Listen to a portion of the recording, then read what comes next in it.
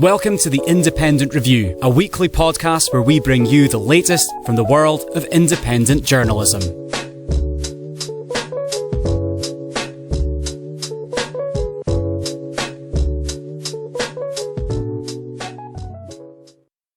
Welcome to The Independent Review. Today we will go over the current situation of Thacker Pass, a great solutions clip from James Corbett, a few different subjects between Ryan Cristián and Derrick Broze, as well as a few other topics from this week. Let's begin.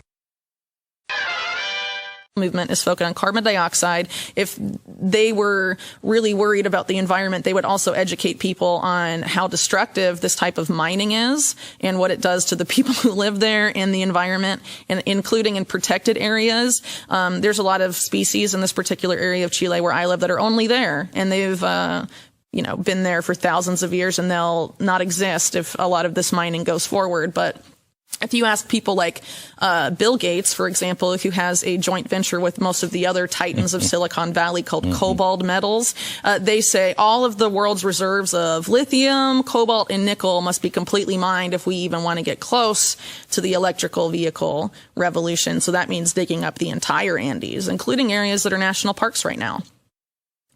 Even if they do, with all the reserves that we know that we have, you're not going to be able to reproduce the amount of private cars in use today. It's going to be way less cars. And so they're just going to be, the model's already sort of been out there. They fielded it in the UK recently. You can't drive out of your district and all of that stuff. It's going to be much more controlled, the freedom of movement. Well, it's not really going to be freedom of movement. It's going to be controlled movement. Lithium really is the future. They get to come mine here and then go home. Demand for lithium is going through the roof. This is our home. This is where our people are. These are ancestral homelands. We don't get to leave this place. The intensifying quest to find and produce lithium. It's a soft, silvery metal that's the key component in electric car batteries. And it stores the electricity spun out by wind turbines and solar panels. The world's need for lithium for batteries may surge by 75-fold. There are estimates that the lithium-ion battery market could reach more than $100 billion by 2027. Lithium stocks are on fire. Lithium. Lithium. Lithium. Lithium. Lithium. Lithium. Lithium. Lithium.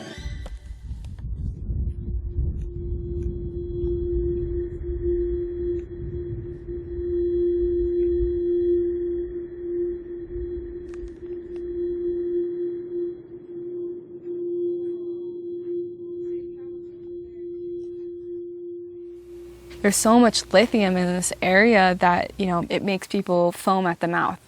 My name is Dore, and I'm part of the Fort McDermott Paiute and Shoshone tribe. There's a lot of history behind these mountains, these caves, the creeks near us.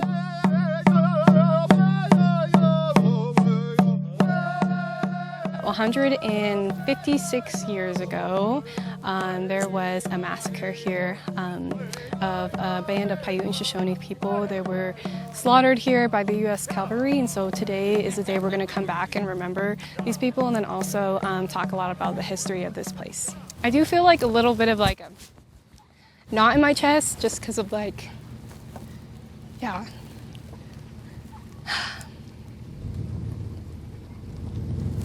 just of what has happened and how resilient the people are to be here. And I think that's really beautiful, but I just think it's really good to be back. So, yeah.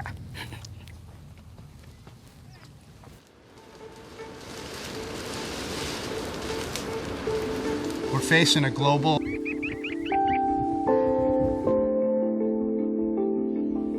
A lot of environmentalists will argue that, we do need those lithium, we do need that electric car, but I don't think they've actually thought about really the outcome of all of that. What ancestral homelands, what indigenous lands are they taking from?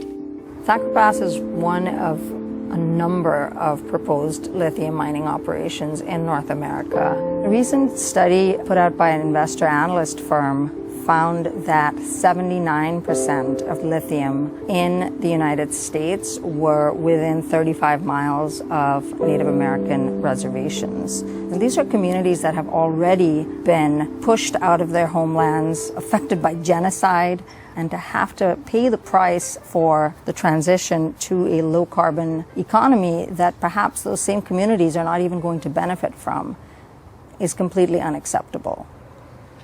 Nevada's been mined now for 150 years. All the mining companies and all the stakeholders, they're billionaires, and we're still poor, destitute, struggling. It's really easy to think that if we just say the right things, if we just argue the right things, if we just have the best lawyers, we're going to win these things and this is going to go away. That's wishful thinking. And eventually we're going to have to be ready to physically block construction equipment.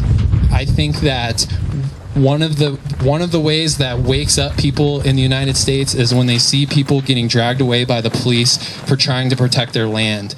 And I think that's where this is going. We put up the protection camp 2 or 3 months ago. I'm planning to, all of the people who stand with us in solidarity, they're all wanting to stay until, this place is protected. Truly, we're going to be there for a while. Good afternoon, everybody. I have just a quick excerpt of the massacre that happened here in 1865. My father, my mother, my sisters, my brothers, I see no more. Long time ago, not much to talk about now. There's direct family descendants from that person, and so I think it's really resilient of our people to still be here, to still be able to talk about it. It's like putting a lithium mine on Arlington Cemetery. It's just not fair. I still think people think we're savages in some way. We still use the land, we still care for it. They see that as weak, but we see that as strength. Right now we have sage bundles, and so we're just going to wrap them up. I picked them yesterday, and it'll look kind of like this. And this is what we'll use for smudging or ceremony or praying, things like that. So yeah, just kind of getting it ready. That's how we take care of each other, say we care about you or we love you. Imagine them digging out that clay 400 feet deep.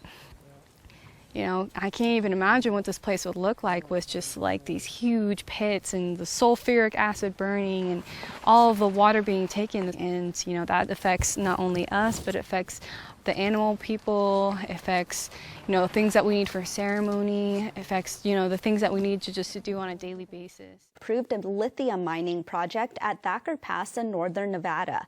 The site is the largest known lithium deposit in the U.S., which experts say is key to creating batteries for electric cars.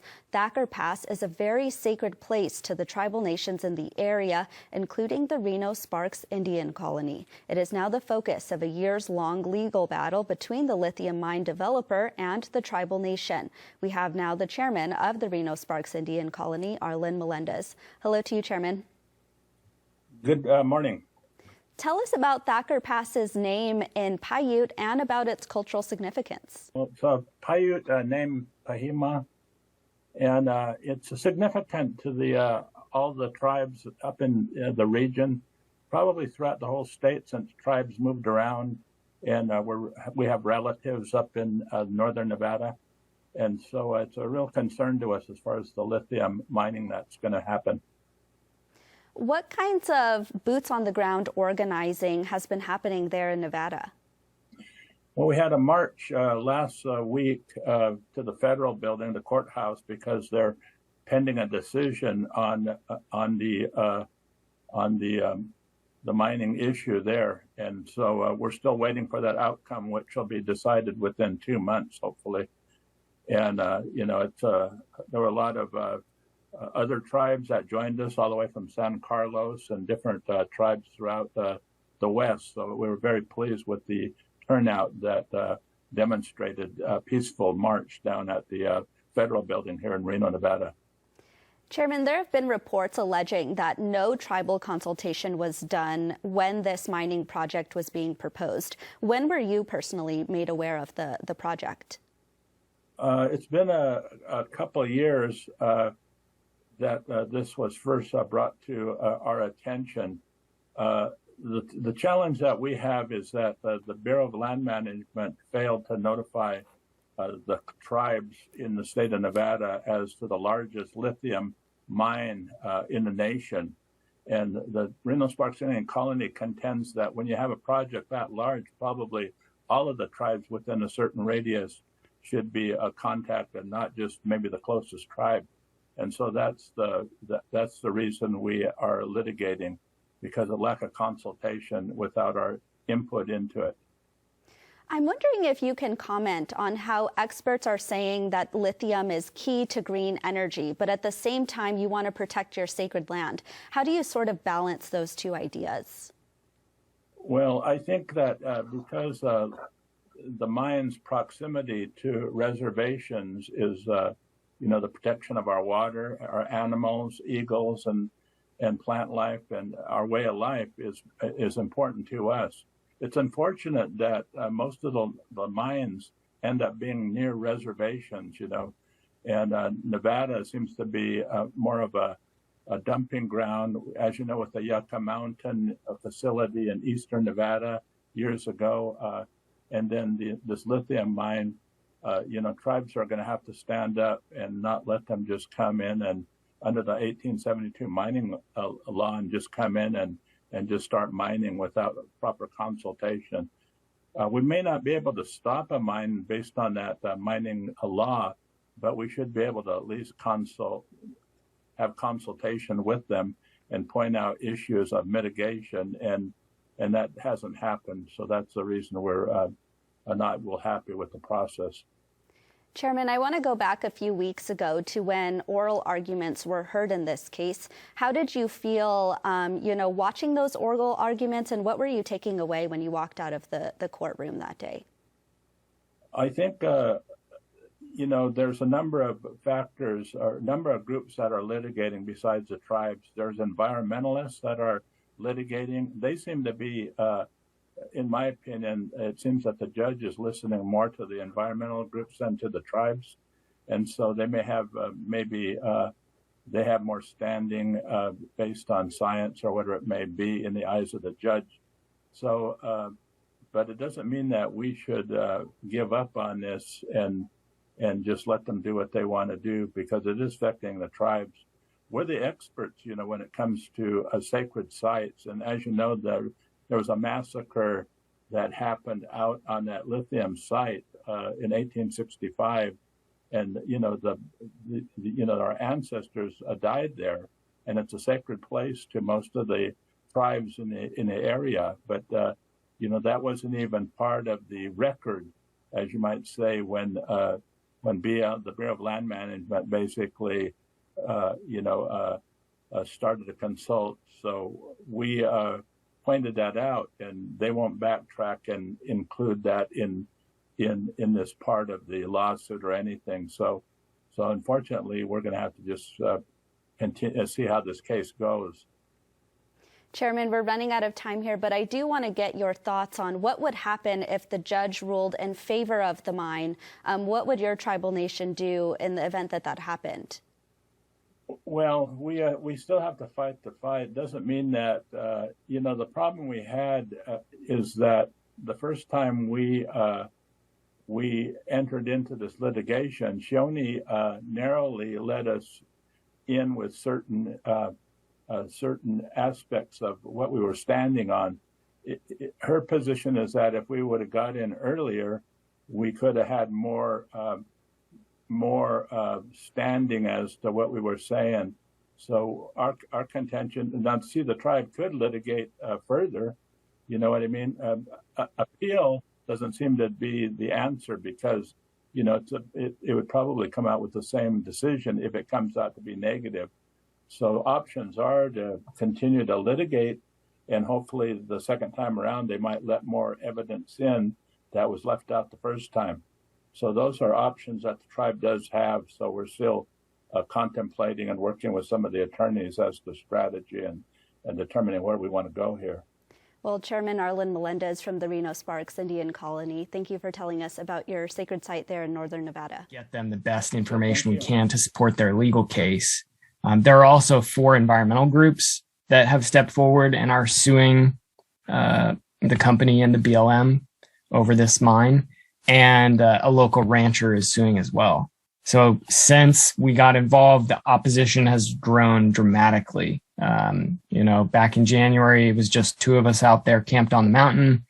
And at this point, there are, seven groups and tribes suing the mine. And the story was on the cover of the New York Times. It's been all over the world. We've been in Le Monde and Reuters and BBC and all over the place.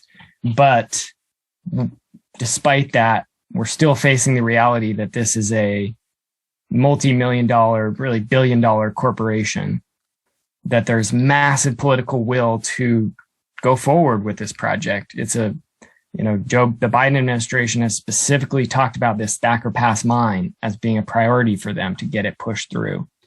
And the courts, unfortunately, in these type of situations, the laws aren't very good in terms of protecting tribes, protecting the environment. So we faced a string of legal defeats, and we're not really sure what's going to happen here. This is sort of the situation that environmentalists have been grappling with for decades and longer, really, is that. What's so bad about blowing up a mountain? I'm going to take the other side. What's so bad about blowing up a mountain, the environment? If you can make money off of it, perhaps the local people will make money off of it. What's so bad about that?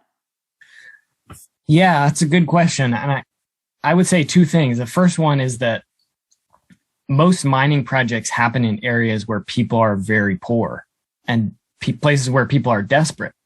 And that's because they're associated with a lot of air pollution, a lot of water pollution and water use, a lot of land being destroyed, being, bulldozed, being blown up with dynamite and so on. And other issues, different types of toxins. A lot of big industrial projects like this are associated with a huge number of workers coming in who, tend to be young, tend to skew male. They might be doing drugs. They might be bringing in different issues into the community, sex trafficking. There's the epidemic of missing and murdered Indigenous women that's associated with industrial projects, especially up in Canada, but all around the world. So there's a lot of reasons why communities either oppose projects like this or really are forced through poverty into saying, I'm going to take whatever job I can, even if it does hurt the land, even if it does hurt my neighbors, even if it does poison our well. But more broadly speaking, the problem with a type of project like this, there are a lot of problems. On one level, you've got the direct harm to the land. So Thacker Pass is part of the habitat for some rare species like the greater sage grouse. This is mostly ground-dwelling bird. They're about 98% gone. They used to be incredibly numerous all across, basically between the Rocky Mountains and the Cascade Mountains. That huge swath of 3 or 4 states wide. There used to be millions of these birds, and now they're about 2% of them are left. And they're collapsing pretty quickly. It's because they're sensitive. They don't really like loud noise. They don't really like a bunch of human buildings around. They don't like roads near them. And this is some of their best habitat that's remaining. This area was actually proposed under the Obama administration for protection because of the sage grouse, for permanent protection from mining. But that didn't end up going through. You also have other species in the area like pronghorn antelope, the only species of its kind in North America. They're also, just at a fraction, probably about 2% of their historic numbers. There used to be more of them than there were bison on the Great Plains, or west of the Rocky Mountains in the Intermountain West. And now you can see them out there. There are a couple 100,000, maybe 1 million of them tops, but there used to be 60 million. This is one of their main migratory corridors. There are species like the long-throat. That's a federally listed threatened species that lives in some of the creeks in the area. And there's a small snail species that only lives in Thacker Pass. Its only home on the planet is this set of springs. The next clip will be 2 highlights between Ryan Cristián and Derrick Broze. Let's take a look. Well, I was going to start today with ultimately your fluoride trial coverage, because I know that is developing. I know that you have I guess, an ongoing potential series, or at least an episode with Del Bigtree, right? That you're going to be discussing this, getting it more reach. So why don't we start off with where that is at now, what you've discussed up until then, and maybe just what you're going to be doing with that going forward.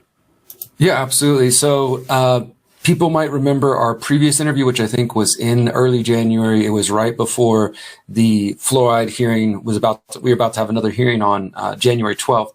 So at that previous interview, we discussed how the Fluoride Action Network had filed some open records requests and got copies of emails between the CDC and the NIH showing specifically that Assistant Secretary of Health Rachel Levine, right there, specifically was the person who intervened and who squashed the release of this May 2022 National Toxicology Program, which is part of the U.S. government report, what's called a monograph, which is a review of all the existing studies specifically on fluoride's toxicity.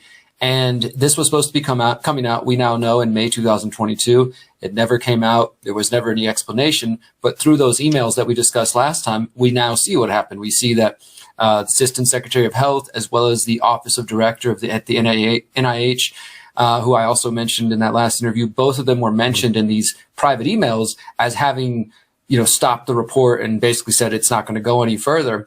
So that was already kind of a big revelation that definitely deserves more attention. And we talked about that right before the trial resumed, or the next hearing resumed. And that's where my final article picked up, my most recent one, which we called Following Revelation of Interference by AHS Rachel Levine, Federal Judge Pushes Next Hearing in Fluoride Lawsuit to April. So the title kind of gives away that, yes, it was delayed once more till April, but there are some important details. The reason I wanted to talk about this, because I know that sometimes, especially when it comes to court cases, there's like little nuggets of information that in my mind, or maybe those who are fully aware of the consequences, you just kind of step back and like, wow, that's like a, explosive piece of information. Again, in a different world, different media environment, that would be front page news of, oh my God, clear interference from government health officials in a study on this 70-year-old practice of water fluoridation. Why is that? What could it mean? And asking all those kind of questions. But unfortunately, that's not really where we're at.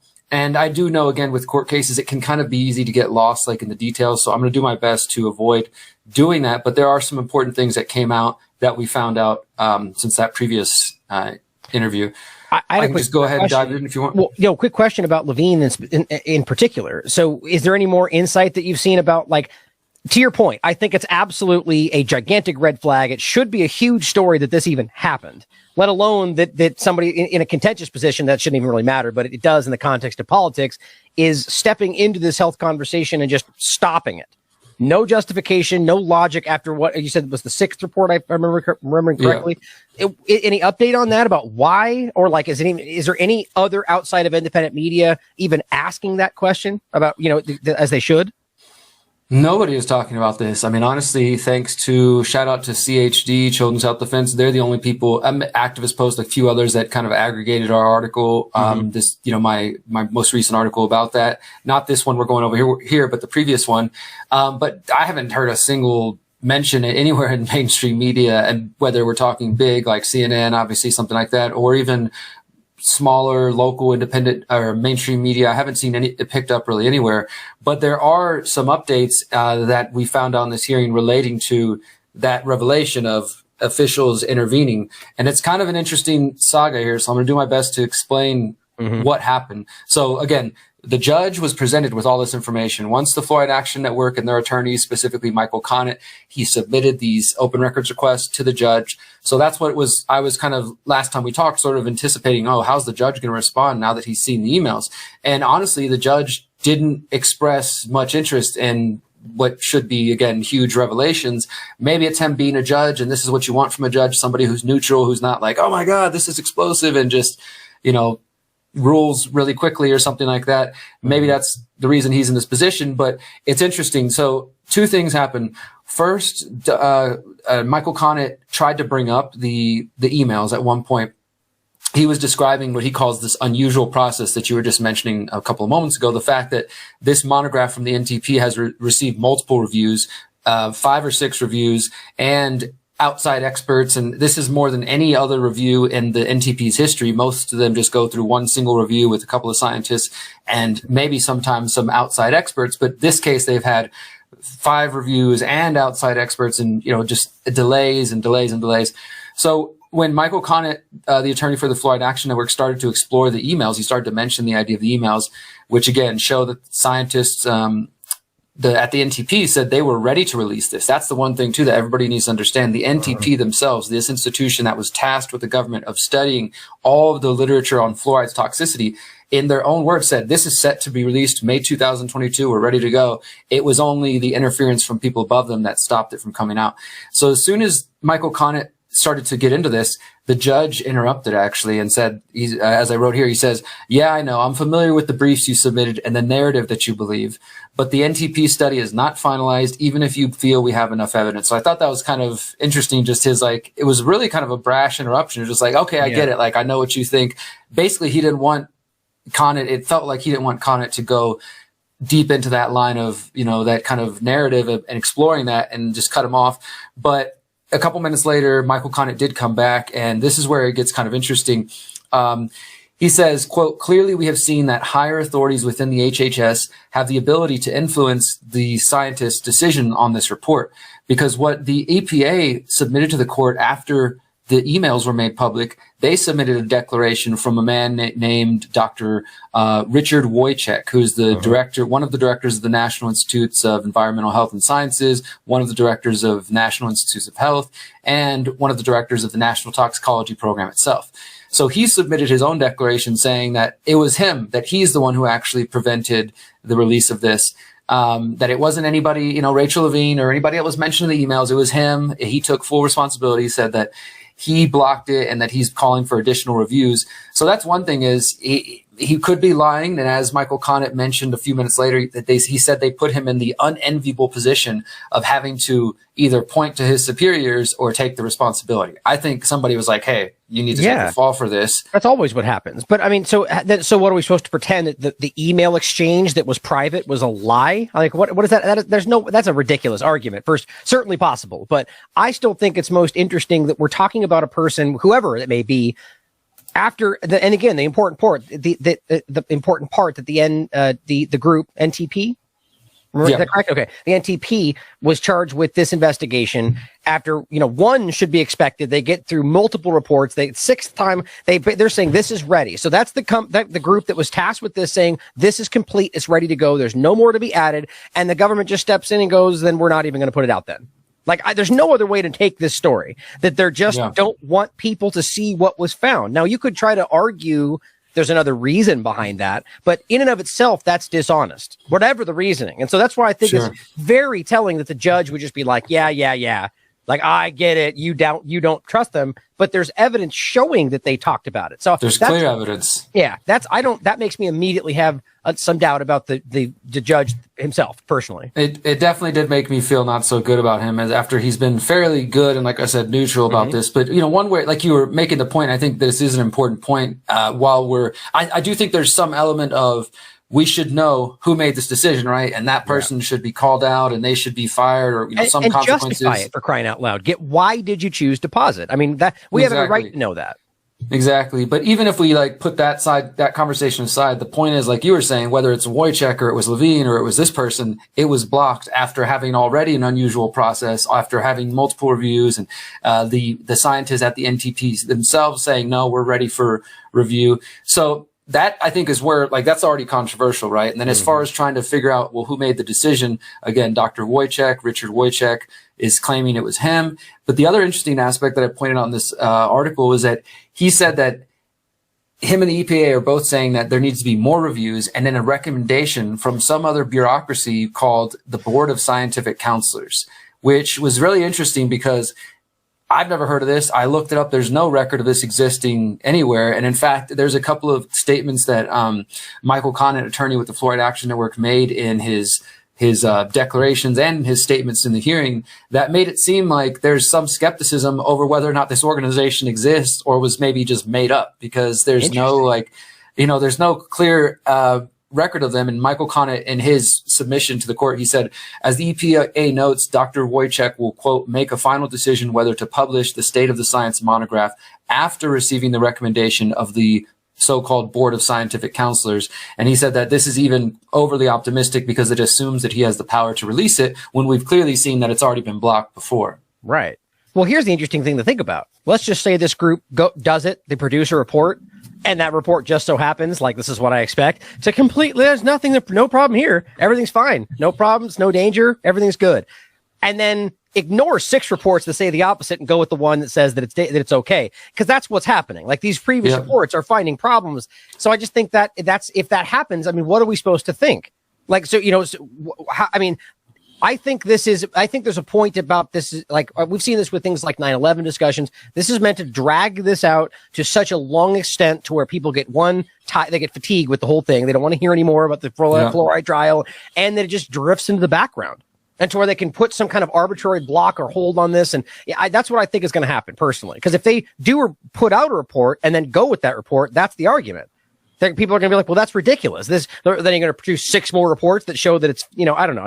This is frustrating. It's I think we're at a point now where anybody who's objectively paying attention to this, and even if you have no background in research on fluoride's toxicity and the history of water fluoridation or anything like that, which is an important history, but even if you have none of that information, just based on the facts that we're seeing, like from this trial alone, you would assume or believe that some objective, critically thinking person would say, okay, there's something going on here. Why is there 5 other previous reports that we're not allowed to see? And like you said, they're going to just keep working till they find the one report that gives the answer they want, and then just throw the others away. And that'll be the history. Oh, one time there was a lawsuit. It went to court, and we found in court they found it to be safe. This study right here, and pay no attention to the history of it because it'll be forgotten, more than likely. But a lot of analogies right there, just about like scientific studies today that find very clear, damning things and then just write the conclusion different than what they found, which is what we keep seeing in a lot of this stuff. So same kind of game, you know, they just hope the average person dismisses it because they point to the end they want you to see, you know. And it's unfortunate to me, and I think for many, many people, because as I got a quote here from our friends at Fluoride Action Network, Jay Sanders, he's a friend and an ally. He was their education director. And in the quote he sent us, he said that because the EPA is doing exactly what you're talking about. They're trying to argue for this being kicked off forever, right? They were telling the judge, the EPA's attorneys, the U.S. government's attorneys were telling the judge, this should be delayed until at least the summer, maybe even again till next year, because we shouldn't do anything until we get the final conclusion, even though we have these other conclusions and all this other stuff. Pay no mind to that. And the judge was skeptical, I will say. He wasn't immediately like, yeah, let's just delay it. But he also wasn't, I guess, interested in hearing, the narrative from Michael Connett about the emails. So he kind of was like cut him off. But then he also was talking, back a little bit to the government and saying, we're not going to just keep delaying this. So the end result was that it was delayed till April. And what the judge said was that by April, if not before, he's going to decide whether or not to let the NTP monograph become public, because that's the whole thing as well, is the NTP final conclusion, which is only 2 pages. We have the redacted version of it. It's been submitted to the courts. But so far, the only people who've seen that would be the people at the NTP, the judge, the EPA's attorneys, and then the Fluoride Action Network attorneys, and presumably some of their team. But beyond that, it hasn't been made public anywhere. So I think that's a problem as well. The people should see, what does this draft report say? So the judge will be making a ruling on that, if not before, but at least by April. And then the idea is that in this new April hearing, he's going to decide. There's going to be some legalese stuff happening between then, where they're just going to argue various things that are just a little bit in the weeds. But the point is that by April, we should know if he's going to set a new trial date for the summer, or if it's going to be kicked off, till next year. But either way, the goal now at this point, the best case scenario, is that the Fluoride Action Network and their attorneys can get the judge to start. Basically, they have to start over. That's the best case scenario. It's just like in 2020, there'll be new hearings. They're going to get to bring new experts, and presumably this NTP study, as well as anything else that the government and the attorneys can present, and then the judge will finally make a ruling. So, we're looking at least another year in this whole thing. What a literally intentionally designed broken system. It's just obscene how if the people that know the system can abuse this and make this happen forever. But what's interesting, why is it that this report why is it even being debated whether it's going to be released? It's a public report. using taxpayer money. So the fact that it's even being discussed about whether or not it'll be released is kind of shocking to me. Do you know any more about that, about why I mean, I think it's just the judge is being very protective of it because he understands. Crazy. And I think that is like, look, for whatever good that Judge Chin is doing, trying to be objective and neutral, which I guess is his job as a judge. It's made it clear to me that if it wasn't already clear, that there is an immense amount of money and power behind keeping anything bad about fluoride out of the news and out of the media. And we talked about this, I think, in the last interview, that if and when the judge rules in favor of the Fluoride Action Network and says, yes, we can conclusively prove fluoride is toxic and it must be, regulated or ideally just totally banned from the water, further lawsuits are going to come after that. But also, as I said last time, we should and could expect that there would be class action lawsuits. I mean, I would imagine there'd be a lot of lawyers ready to file lawsuits against the American Dental Association, against the FDA, against the NIH and every other organization that has issued recommendations and in this case fought to prevent information from coming out. People could start to say, hey, like maybe my child's low IQ is responsible for that, or their hyperthyroidism, which is also another consequence of exposure to fluoride, or maybe their brittle bones. Just there's all kinds of things that have been linked to fluoride toxicity. Yeah. So it really does open the door for that. And I started to read this quote, mention this quote, but I wanted to make sure to say this. After the judge delayed it and everything, the Fluoride Action Network, Jay Sanders said, "We are pleased with that the court rejected the EPA's renewed request for a 6-month delay of the trial. The EPA's callousness towards the millions of U.S. children currently at risk of a neurotoxic harm from fluoridation ought to concern every parent, grandparent, and future parent." Yeah, exactly. I mean, I still just can't get past the point that it's even on the table that would never see the light of day. Like, what does that even show you? Are they implying that the report is false or that it's not correct? Like that, because that's not even what's being discussed. Like, what's crazy to me that I don't even know how to articulate this is it's like they're literally on the surface being dishonest. Like, you know what I mean? Like right in this very conversation, they're like, we're just not going to let you see this report that you have every right to see. That's about your health because government says we don't like what it shows you, or that's not what they're saying, but I mean, I really want people to reflect on how openly dishonest this process is, where they're just deciding that they don't want you to see it, and maybe never. Like, just think about how ridiculous. I don't know. It just blows me away. Well, where are we now going forward? You're going to follow up on the next report?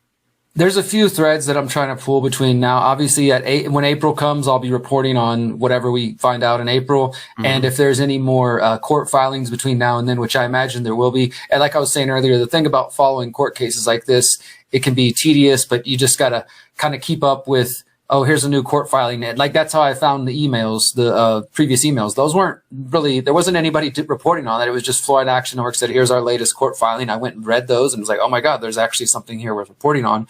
People need to know about this. So, I'm going to continue. Oh, looks like my camera did its little thing.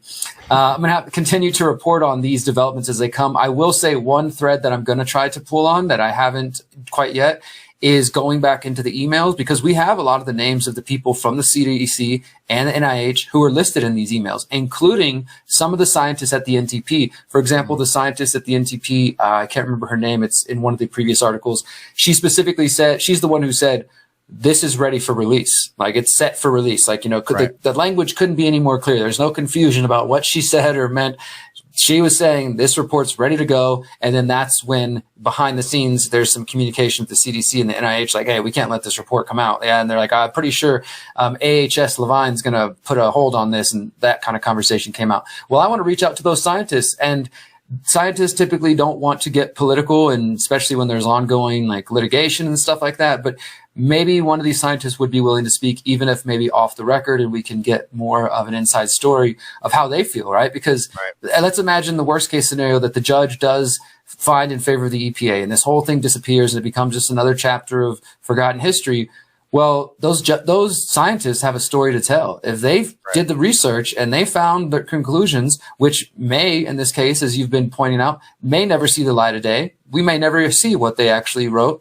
Then we need to talk to them directly and figure out if they're willing to speak publicly. So that's definitely something I'm going to be pursuing on that one. Yeah, yeah. And unfortunately, the way that this kind of government-funded research works, they likely signed NDAs and they'll likely not be able to speak on that research. But, hopefully they'll be willing to do so, especially if it's because that would fall under a whistleblower category for sure, especially if we're talking about harms being done to children and so on. Yeah, well, looking forward to the research on that and, the good work you've done so far. I will give a shout out to, as we said, Dell, Big Tree, for having you on talking about this. I do think it's really important for people to see that this is happening and, it's good we're getting some reach with that. So you're doing good. Great work with this topic. It still is in that same way. I mean, besides like some of those videos you're probably talking about where there's the weatherman saying, "Oh, I used to work for the military, and this is, cloud seeding or chat is what he called it, I think, on that clip, right? So there's some like little admissions like that, and as I'm going to point out, and as I do in this article, there's people like John Brennan, former CIA director, who pay like, hey, maybe we should be doing this kind of thing. But there has not been any official admission by the U.S. government or any other government that these are actively taking place. Now, what we're dealing with here in Mexico specifically, now that we've explained kind of geoengineering, is a type of geoengineering that is a little bit different. And so while technically geoengineering, this isn't like, oh no, Mexico caught a plane spraying and they banned it. And that's, what happened was this guy all on his own, which is kind of crazy as well. It shows you just how ideas like geoengineering, these are funded by technocrats like Bill Gates and others who believe that they don't need to be voted in or, in government to change the world around them. That's the true definition of technocrat. You didn't vote for them. They don't want your vote. They're going to use their money and technology and expertise to shape the world. So somebody with a lot of money can just say, hey, I'm going to start funding programs to block out the sun and things like that, right? That's, I think, what it is one of the areas that's most dangerous about this whole line of thinking. And in this case, it's a small company. Make Sunsets has 4 or 5 people. Luke Eisman, the CEO, they released 2 weather balloons that had sulfur in them.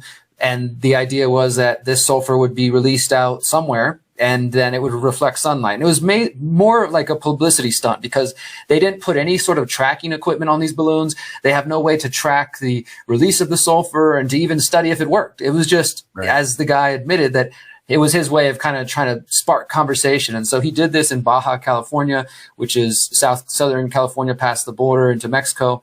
And he didn't talk to local governments or federal government or anybody. He just did that and then I guess made a public announcement and it, got reported on in some places.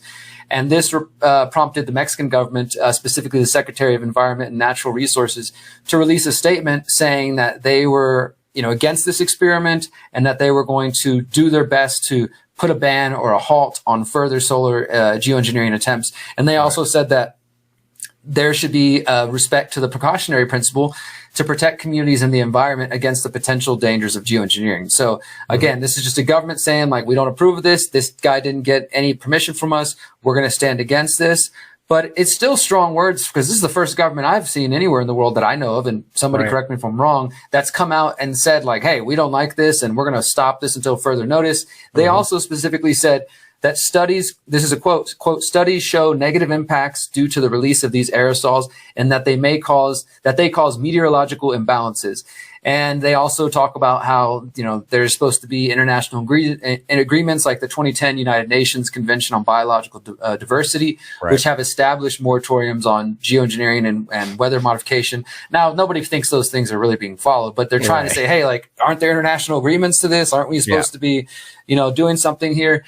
And so to address the point I was starting with earlier, it's words on paper from a government. Trust it as much as you want, right? I mean, like, but is it a win in the sense of giving you more fuel? Again, if you have friends who won't even look up at the sky or they see that and they're like, oh, come on, man, it's a little weird, but it's just normal, right? Talk to them about geoengineering. Show them like, hey, look, now a government has even acknowledged that there are studies that are showing harm. And I linked to some of those studies in this article. If you want to go see them, like I said, the droughts, loss of blue skies from that permanent haze you see after those lines are there. And once the wind blows out all those particles, the sky gets hazy. They're saying that if this goes on, we could lose blue skies. You might try to do geoengineering in one area to, prevent heating or whatever, and then it creates drought in a whole different part of the world. Like there's no way for them to control this. And if they have been doing it, then we're already in the middle of the experiment, and they may just be doing it because of fear of stopping. Well, and this is just the cursory conversation about whether assuming they're doing it for the right reasons might have its own fallout. That's not even getting into, as you know, the weaponization of this historically and going forward. And that's the scary part about how it will be used going forward, talking about I just had a show yesterday talking about the research, which is very real, Project Diffuse, where they put forward a proposal to literally aerosolize this whole thing. It basically self-spreading vaccines in regard to, working with Equal Health Alliance and Ralph Barrick in North Carolina and Wuhan and the whole damn thing. And then showing even before that about myocarditis-induced coronaviruses. And I just posed the question, were they working on this and did they try to aerosolize it? And the point is, that's the future we're going into. But we know we have history of discussions about Israel and Iran, about China and multiple people, about the arguments about whether or not they are actively doing these things to cause droughts in these countries. I mean, it's a real thing. So it's interesting that I guess the whole government conversation just kind of skips right over that. And that's it's not even actually there. But to your point in the beginning, I think it's really interesting that, to your actual point, we don't know is the real thing to acknowledge here, because Mexico could be lying about this. They could be saying this to stop the U.S. version of what they want to do. Or it could be I think the most logical is that if you were still seeing these things happen, it's the same thing still happening. These are companies that don't even care to ask Mexico whether or not they can. They just act with impunity, which is kind of common for a lot of U.S. companies and government. So, I think that's probably, but one last thing, the activism part, which I wanted your comment on, is that ultimately, let's see where this was. This is really interesting to me. You were talking about this. Luke Eisman, it says right here that the experiment was, quote, part entrepreneurial and part provocation, an act of geoengineering activism. This terrifies me. Here's actually this part too. We joke / not joke that this is partly a company and partly a cult. This kind of thing really keeps me up at night. Like the conversation about, so these people, that's why arguably they did this without asking for any kind of permission, because they just think it's the right thing to do. Now, even if that is the case, think about how alarming that is to be experimenting with things that could change everyone's existence because of what they've decided is right, not even discussing how climate change itself is being debated on a massive way. What are your thoughts about that? It scares me. Yeah, and that's why I wanted to include that segment there, that quote from Luke Eisman. And I want to look more into Mike Sunsets. I found a couple of donors to them, but there's not clear. I mean, they could be funded by Bill Gates and other people. And even if it's not Bill Gates, clearly, as I wrote there, I think he's kind of a climate change extremist. Yeah. He went on to say that he knows this is going to make him look like a Bond villain to certain people, but quote, it's morally wrong for us not to be doing this. So again, it's that kind of conversation that we have to do this. Like, how dare we not do this? Of course, I need to do some extreme stunt, like go release some sulfur particles in Mexico and get banned by the Mexican government. I mean, as far as I know, the whole thing could be a publicity stunt, because it kind of makes me curious of how does one small random company that nobody's paying attention to go release 2 balloons in Mexico and make headlines? Maybe, they reached out to some people and said, hey, we're doing this. And then it gets reported on, and then the Mexican government responds. But I do think that overall these programs, as I've written in past articles, that the geoengineering programs, I call them like gateways, like a gateway drug to global governance, because even the conversation itself about, well, we can't have one rogue nation doing this. We have to have an international global agreement about how we're going to geoengineer. That they don't follow anyway. Yeah, exactly. But you see how it creates that conversation to why we need global governance structures. Or look, this one company, rogue company in Mexico is doing this. This is why we need an international body to regulate, geoengineering and climate change. And I just think that that's part of where this is all going. And people should, be aware of that. And I will mention that in the article, I encourage everybody to go read it. There's a whole second section where I list the various studies going over the negative effects.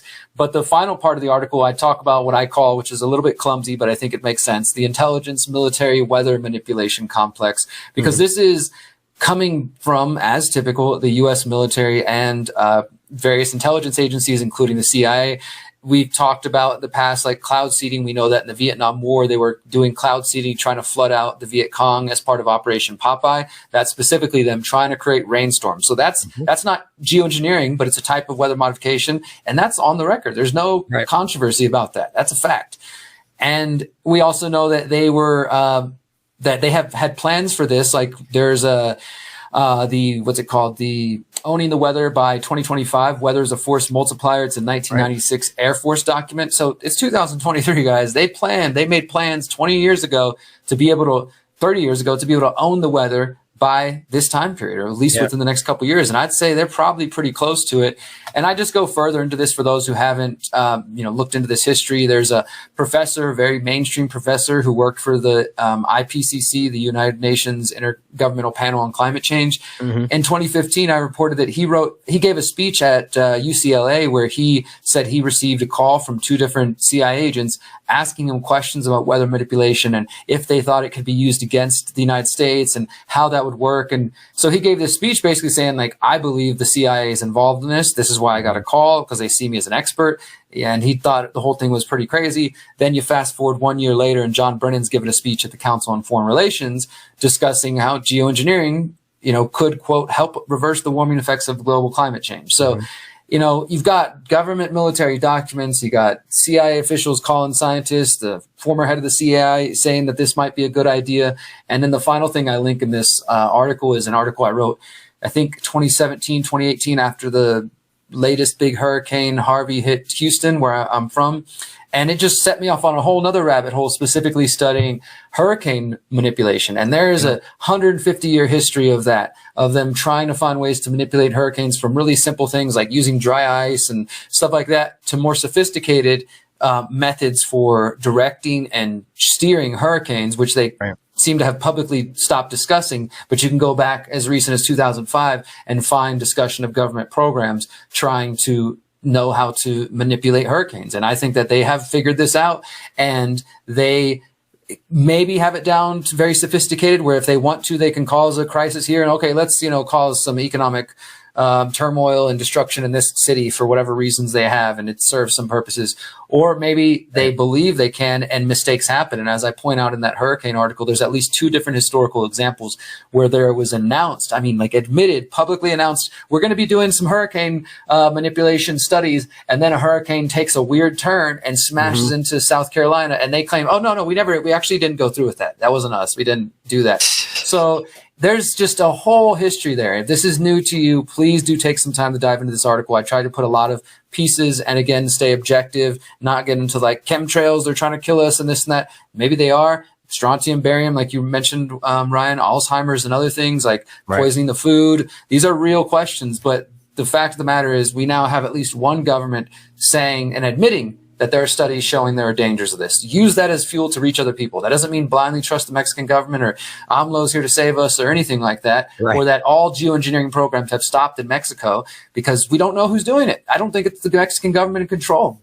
Next is a clip from James Corbett discussing his insight to the central bank digital currency, also known as CBDCs, with some ideas for opting out. Let us take a look. Good evening, afternoon, morning, or whatever time it is, at whatever time you're listening to this, to all of those attending the Live Free Academy CBDC Opt-Out Challenge. Thank you for taking this time to at least listen to me, if not everyone else who will be speaking during the next 5 days. And thank you to John Bush for inviting me to speak to you today. This is, as far as I understand, this is going to be the introductory sort of speech to get everybody on board with what CBDCs are and why we need to be avoiding them and how we can start thinking about opting out of CBDCs. That's a pretty tall order, and I don't have a lot of time to do that today, so let's just dive right in. Now, I'm going to assume if you are taking something called the CBDC Opt-Out Challenge, it probably because you already know something about CBDCs and that they are worth opting out from, and that we need to start exploring those possibilities. But let's not assume anything. Let's not make an ass of you and me. Let us set the table today by just making sure everybody is on board and everybody understands what it is we are talking about, the threat that we are facing, so that we can then better understand what to do about that threat and what some real solutions may be. So, on that note, I'm going to be going through a lot of information today. For those who are interested in this information, I wholeheartedly encourage you to follow along on my website, corbettreport.com/optoutcbdc, and hopefully by the time you are watching this, that page will be up, and it will have the show notes with the links to absolutely everything that I'm citing today, and there is a lot, so get your pen and paper, take notes, but Those notes are at corbettreport.com/opt-out-CBDC. But let's dive in, get into the meat and potatoes. What is CBDC? Again, I'm going to assume you're probably already have some knowledge of that if you are here today, but maybe not. So let's just start with brass tacks. CBDC. Obviously an acronym, but what does it stand for? CB, Central Bank, DC, Digital Currency. It is Central Bank Digital Currency. All right, moving right along. Wait. Okay, so that's what those letters actually stand for, but what do the words mean in combination? What is this really signifying, you may ask? Good question. All right, so let's put it this way. A central bank digital currency is an electronic token of a nation's currency issued by that nation's monetary authority, often but not exclusively using distributed ledger technology. All right? Okay, moving right along. Again, depending on where you're approaching this from and your background understanding of monetary systems and what have you, you still may be saying, okay, gotcha. Wait, what? What's that? What does that mean? All right, let's turn to the bastion of truthiness for a simple explanation of what CBDCs are. And at least at the time I'm recording this, the top line paragraph of the CBDC entry is a central bank digital currency, CBDC, also called digital fiat currency or digital base money, is a digital currency issued by a central bank, rather than by a commercial bank. It is also a liability of the central bank and denominated in the sovereign currency, as is the case with physical banknotes and coins.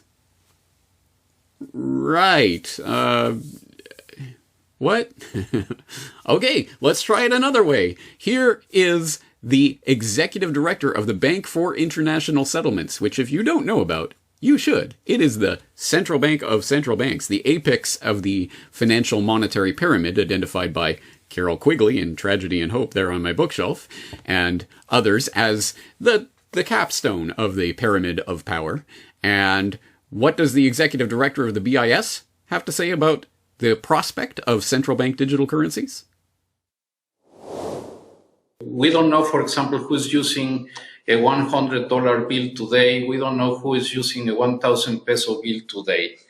A key difference with the CBDC is that central bank will have absolute control on the rules and regulations that will determine the use of that expression of central bank liability. And also, we will have the technology to enforce that. Oh, okay, you're saying to yourself. But can I get that in English? Okay, let's try it again. CBDCs are digital money issued directly by the central bank. Okay? And so, what's the big deal? Well, let's put this into more common everyday terms and bring it down to what we do with our money on a daily basis to see how this might affect your life in the near future. What they want to do is bring in this thing called the central banking digital currency. They want to replace fiat paper money with digital money as a competitor to Bitcoin and crypto money, right? But instead of being decentralized currency, it will be controlled by a government. It's digital currency, but controlled centrally through the banks, Bank of England. So instead of having a bank account with whatever, HSBC or Bank of America, you'll have a bank account directly with, in the American context, with the Fed. In the UK, directly with the Bank of England. You have a personal bank account, and you're given digital money in that bank account. These are called central banking digital currencies. The Chancellor of the Exchequer in the UK has already announced their intention to do this as the G7 group. So what they said in that article, and the Chancellor put a video out saying this as well, they said, right, think back to what vaccine passports were, yeah? If you don't have your jab, you can't even eat in this restaurant. What they've said, and why the word programmable was in that headline was, they've said that this money that you will earn from work, instead of having paper money, you have this digital money. It's programmable so that you can't buy certain foods, or if you do something that your employer doesn't like, it's all in that article. You won't be able to spend your money. In other words, it's not money. They're vouchers. They're like food vouchers. And they can be programmed so that, like the Chinese social credit system, that if you try and use them on a certain thing, it won't work. You say you want to buy a burger and they want you to buy bugs, which is one of the examples used. If you start to try and buy unhealthy meat, just won't work. You tap your card, you can't buy the thing because you've met your quota that month of burgers. Are you starting to get the picture? As I say, I'm not trying to be patronizing here. I just want to make sure everybody's on board. And we understand there is something very profound happening here that is potentially very, very worrying, especially for those who are concerned about fundamental human freedoms and the lack thereof in a system of complete monetary control by a single central authority, like the central banks. So this is definitely something that we should be aware of and should be looking for ways to opt out of, right? And that's why you're here. So let's start getting on board with some resources that you can turn to start really deep diving into this and getting more information. Because as you saw in just trying to simplify and bring things down to a brass tacks level, we do lose a lot of the understanding, the nuance, the complexity, the layers of this subject, the more that we sort of dumb it down to, it's bad, okay? So if you want to build up your knowledge on this, I have a lot of resources and reading that I can throw in your face. We're not going to go through it here today, but I will put this, as I say, in the show notes at corbettreport.com/CBDC opt-out so that you can go and follow this and read to your heart's content. You might want to go back all the way to October of 2014 when blogger J.P. Koenig was writing about FedCoin. And this is a term that I've heard Ernie Hancock of Freedom's Phoenix say a number of times. He's always said, you know, part of the plan, take something like Bitcoin, fork, FedCoin, and then you're in the claws of the banksters. And certainly that is, I think that would be the ultimate, that is the ultimate game plan for the central bank controllers, is to harness and control the cryptocurrency revolution by performing the Bitcoin psyop. And just want to stress that because unfortunately that could be one of the false solutions that is proffered in this space. Don't worry, guys. Wait for someone on the clouds to come and save you from this. My message is quite the opposite, that we, as I say, no one has the gun to your head right now. In fact, in most places in the world, there is no functioning retail CBDC currency yet, and they are not able to directly program your carbon credits into your digital wallet at this point. But we know that that's where this can go, and let's just go out on a limb and say, if they can do it, they're probably going to try. So we need actual solutions to this. And the solutions are not necessarily pie in the sky, something that we can dream of that might take place 100 years in the future if we elect the right guy into office to pass the right legislation. No, there are things that already exist, and I want to stress that right now. I know you're going to be hearing a lot about that over the next few days, but let's put some stuff on the table of what it means that we can be taking this power, the monetary power. We get to decide how and where and who we are transacting with. Well, depending on the laws and regulations of your local. I mean, you wouldn't want to do anything outside of the taxable economy, would you guys? But we, for the moment, do have a degree of choice and latitude, and we better be flexing that muscle right now. This is not something that I'm just saying here in 2023. I've been saying this for years and years and years, and in fact, 2 years ago, I presented at the Greater Reset Conference, not the Great Reset Conference, the Greater Reset Conference, on precisely this. I posted it on my website. It's called Solutions Survival Currency. So if you haven't seen that, please go and watch that. I think there's a lot of useful information out there as to things that we can be doing about this agenda. But I just want to play here just a few minutes from the intro to that presentation that I gave, in which I went over some of the general principles that I think are important to keep in mind when we are looking at solutions in the monetary paradigm. As I say, that's the broad outline of what we're going to attempt to do today.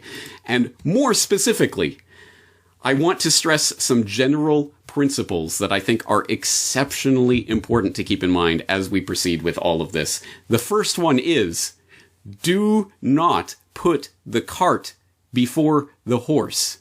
And in this case, the cart is the currency. The horse is community.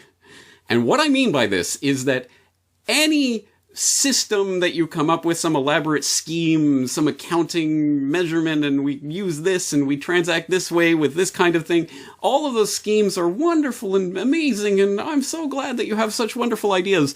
But without a community that is actually dedicated to bringing that scheme about, that is actually willing to participate in that scheme, you have nothing. You have ideas that aren't even worth the paper they're printed on.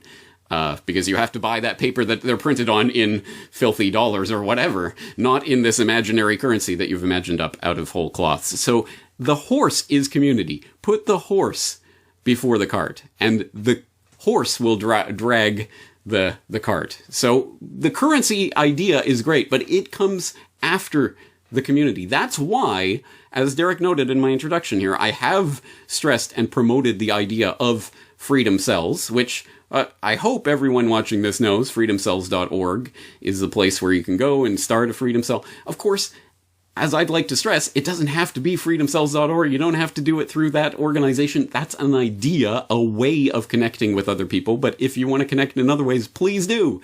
The point is to create community. And I like the idea of starting in small groups of 8 or something manageable, and then connecting to other groups. I think that's a much more stable structure, and probably a better way to start the idea of talking about and then implementing transaction and exchange networks that will facilitate actual productive economic activity when and if we arrive at Mad Max apocalyptic scenario and or the government coming down and cracking down on dissent to the point of taking you off the payment grid. So that's the number one general principle I want to stress. Do not put the cart before the horse. Community is the horse. The second general principle, the perfect is the enemy of the good. We are not going to create the perfect system all in one whole fell swoop, and it's, oh, here it is, and this is it, and this is it for all time. And if that is the standard by which you are measuring what you are doing, then you are not going to get anywhere. You'll probably never even try, because you will never measure up to that in the real world, certainly not at first. So do not only hold the perfect as the standard by which we will measure everything against.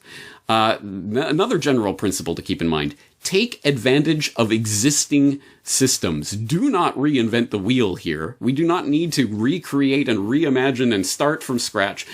Chances are there are already local community exchange networks that exist in your local area, whether that's a local exchange trading system and or some sort of community currency or community dollars, or whether it's a time banking system, whether you have some sort of agorist network in your area. That would be heavenly, wouldn't it? But take what you have in your local area and work with it. Move it along. If you have a freedom cell that can infest an already existing community currency and maybe take it over in some productive way that you can steer it more towards your ends, hey, whatever you have to do, but don't necessarily start from scratch. That's going to be a lot harder than using something that already exists. If there is already an infrastructure in place where you live, that is probably the place you want to start trying to see how you can mold it and adapt it. And that's the next general principle. Adapt all the ideas that are presented to you and anything that you can think of, adapt them to you in your particular context with the people that you're working with, in the community that you're in, and for the purposes that you want to facilitate exchange. Now, again, if you're starting with a small group of people, that's going to be a different thing altogether than if you have some sort of mass idea for an online community of millions of people around the globe or something along those lines. There's many things in between, and different types of exchanges are going to happen in different contexts. So whatever it is, you have to adapt the ideas that you have for the context that you're operating in. Another general principle, it is not all or nothing. This is particularly evident in the monetary reform space, where there is a lot of dogma that either you are 100% dedicated to this particular idea in this particular way, only this is money and nothing else, or I don't even want to transact with people at all. It is not all or nothing, especially when we get into survival currency. Sure, again, when we're talking about the theoretical system of the future where we're going to create some sort of system that the entire world will agree on, it'll be so easy. Yeah, okay, we'll worry about that then. Okay, then we can have the all or nothing dogma, my way or the highway kind of approach. When you are in a survival situation where you are literally scrambling to provide food for your family, chances are you're probably not going to be so dogmatic. So let's start from that point of the survival currency. What can I do to facilitate exchange with people in my area who I know, who I want to exchange with, but we don't have access to these dollars, yens, pesos, whatever. So it is not all or nothing. Do not give into the dogma of that.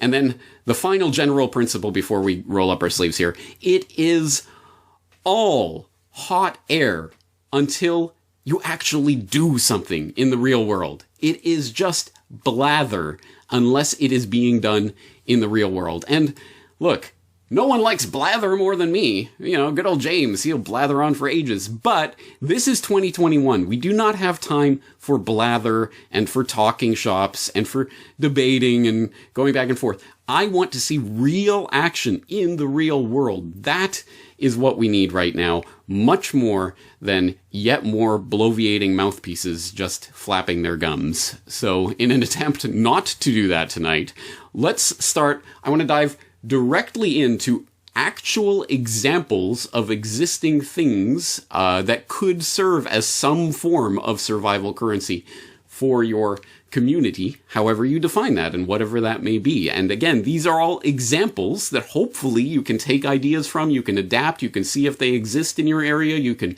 build on, you can discard completely if you don't like them, etc. These are just ideas that I'm throwing out on the table. So let's go through some of them, and the more specific, the better. ... Don't leave us hanging there, James. Tell us, what are these wonderful things that already exist? Well, if you're interested in that, then good. We're thinking in the right direction, and you can go and check that out at corbettreport.com/survival currency. But I wanted to restate those general principles here to sort of frame this conversation around CBDCs, because I think this is equally as relevant in 2023 as it was when I said it in 2021, or the times that I said it in the years before that, because these general principles do hold true. And a couple of them to stress. Absolutely. Cart before the horse? No, you put the horse before the cart. You need community in order to bring about any sort of alternative monetary system, any sort of way of transacting outside of the system that exists. Again, any theoretical idea you have, wonderful, but it's only theory and it means nothing unless and until you have a community that is willing and active participants in that. And with a willing and active and conscious community of like-minded people who are working towards the same goals, it almost doesn't matter which particular thing you're going to implement. It's still obviously corruptible, because human beings are corrupt, and you're never going to have the perfect system. But if you do have a community of people who are broadly working towards your goals with you, then you can think of a lot of different ways to transact that will not lead into the CBDC nightmare. Also, baby steps are still steps. And so it doesn't matter if it doesn't seem like a big deal. What does it matter? This whole system is just going to flood over me. No, there are things that we can be doing. And can you imagine if people in 2021 had actually heeded that survival currency presentation and created communities that were actually implementing alternative monetary structures? But 2023, and I've heard precisely nothing from anyone at all out there about the creation of any sort of community, trying out any sort of alternative idea. I know they exist, but, anyway, it seems like I'm screaming into the wind here, because I haven't heard literally zero feedback from anyone actually taking any concrete steps on this. Now, what are some of the concrete steps that you can be doing today, even baby steps? Go please check out my Solutions Watch series. I have talked about this in a number of times, in a number of different contexts, with a number of different people. For example, talking about Black Market Fridays with Ernest Hancock and with Mike Swadek, talking about Cash Fridays, Catherine Austin Fitz of Solari.com, and I'm sure people in this audience have probably seen Solari.com recently featured an article by Carolyn Betts talking about how you can opt out of CBDCs. They recently had a conversation together. I'll throw those in the show notes. Obviously, more information there about things that people can be doing. As simple as simply opting to use cash when you can, and making a point of using cash, or refusing your service to a business that, oh, sorry, we only take electronic payments. Well, it was nice not knowing you. Those types of things, again, while we have the advantage of not being under life and death penalty of using the electronic currency, let's start flexing our muscles, because we will have zero effect unless we start doing that. Thanks for tuning in. I will end the show with a clip from Jimmy Dore and another from Carey Wedler. There will be show notes and links to all of the clips on the website. See you next week. We're the ones provoking this war, just like we provoked the war in Ukraine. We are now provoking a war with China. And who benefits? I'll tell you right now. Your enemy is not China. Your enemy is not Russia. Your enemy is the military-industrial complex, which has been fleecing this country to the tunes of hundreds of billions and trillions of dollars. How many times are we going to have a defense secretary say, hey, we can't account for $2 trillion in the Pentagon again?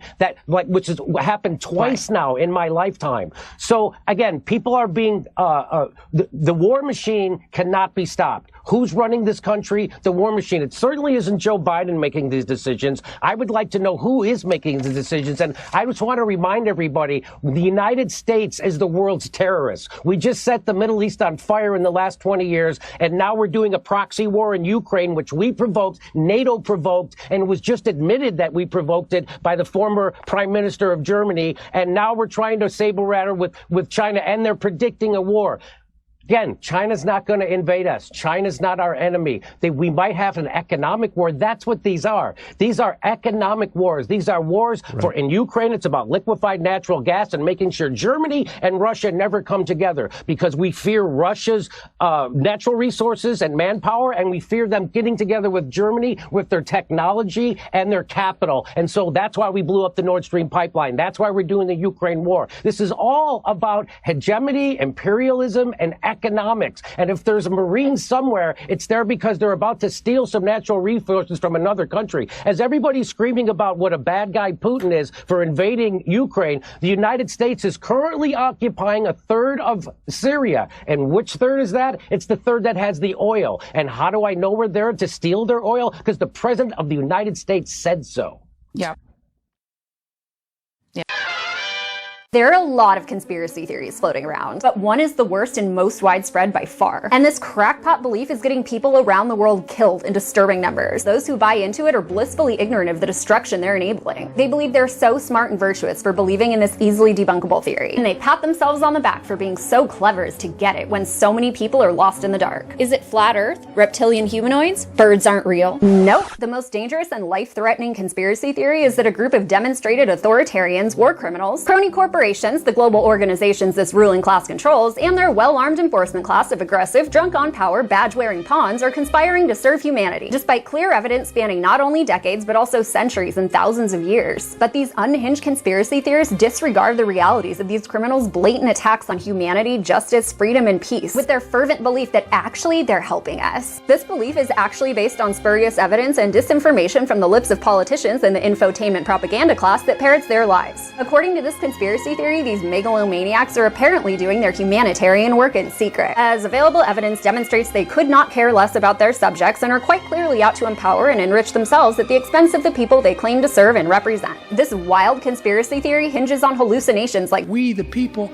are the government, despite the fact that there is one class of people that issues edicts under threat of force and another class that's expected to obey to prove their morality and virtue. It indulges a delusional and immoral belief that a tiny minority selected by less than half the population gets to rule over everybody else, even those who don't consent to these rulers, or even worse, don't believe in the institution's authority at all. This imaginary authority includes cultish rituals, funny costumes and badges, and words scribbled on paper and treated as religious texts. Belief in this conspiracy theory, that government authority, which hinges on its monopoly on violence even in a so-called democracy, is a force of good and those who wield it are conspiring to help us, enables staggering injustice, oppression, and violence. It's allowed the internment of Japanese Americans, the nuclear annihilation of hundreds of thousands of civilians, the imprisonment of anti-war activists, slavery and segregation, the poisoning of civilian populations and those who work for the war machine, severe PTSD among those who work for the war machine, killing innocent people abroad for democracy and quote successful missions that actually create terrorists, thousands killed by police who play soldier with their taxpayer-funded weapons of war, poisoned alcohol to help people during the failed alcohol prohibition era, and the enrichment of criminal, murderous, destructive cronies billed to the tax cattle. And this is in a country that at least pretends to support freedom and representation. Elsewhere, monarchs, dictators, and other tyrants also posturing acting as stewards and protectors of the people have inflicted even more staggering suffering, quite often murdering their own people in the name of progress. Experts say those most at risk of falling prey to conspiracy theories have a deep need to feel special, to feel their opinion matters and their voice is unique. This conspiracy theory is no different, as those who believe it like to congratulate themselves for being smart and getting it. They love to mock and look down on those they believe are sheep and slaves to propaganda, as their own blind ideology results in perpetual suffering. Of course, not all conspiracy theories are true, and some can definitely be harmful, but they will never be as harmful or pervasive as the consequences of the belief in and obedience to violent authority. Yet I'm still waiting on the experts to start flagging content spreading this dangerous, life-threatening, harmful disinformation.